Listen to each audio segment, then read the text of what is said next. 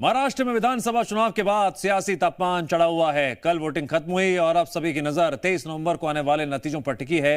महाराष्ट्र की जनता ने किसके पक्ष में फैसला दिया, ये जानने के लिए सभी पार्टियां अपने अपने दावों में जुट गई हैं। सवाल यह है, महाराष्ट्र में हुई बम्पर वोटिंग से किसको प्रॉफिट होगा?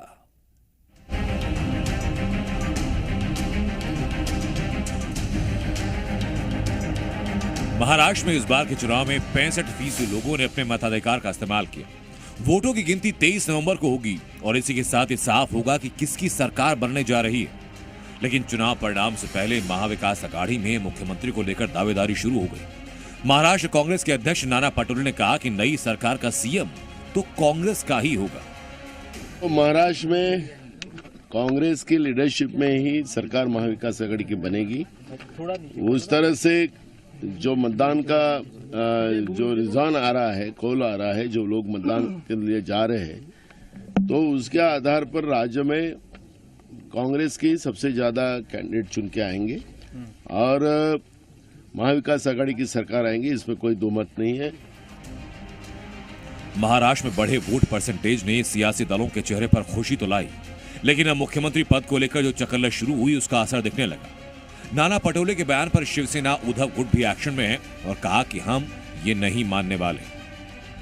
नाना पटोले जी की तरफ से एक बयान आया है जिसमें उनका कहना है कि कांग्रेस के नेतृत्व में महाविकास आघाड़ी सरकार बनने जा रही है, तो क्या ये मान लिया जाए कि कांग्रेस का अगला मुख्यमंत्री होगा? नहीं, मैं ये नहीं मान लूंगा और कोई नहीं मानेगा कि महाविकास आघाड़ी की सरकार हम बैठकर तय करेंगे। अगर नाना पटोले जी ने ऐसा कहा है और नाना पटोले जी को कांग्रेस हाईकमांड ने कहा है कि आप मुख्यमंत्री बन रहे हो, तो राहुल गांधी, प्रियंका, सोनिया, खरगे साहब ने इस प्रकार से ऐलान करना चाहिए। तो एमवीए में जहां सीएम को लेकर घमासान है, तो वहीं बीजेपी अभी सेफ साइड खेल रही है। देवेंद्र फडणवीस ने महायुति की जीत का दावा किया, तो साथ ही सीएम के सवाल पर कहा कि नतीजे आने के बाद महायुति बैठकर इस पर फैसला लेगी। मतदान वाढलेलं आहे, टक्केवारी वाढलेली आहे।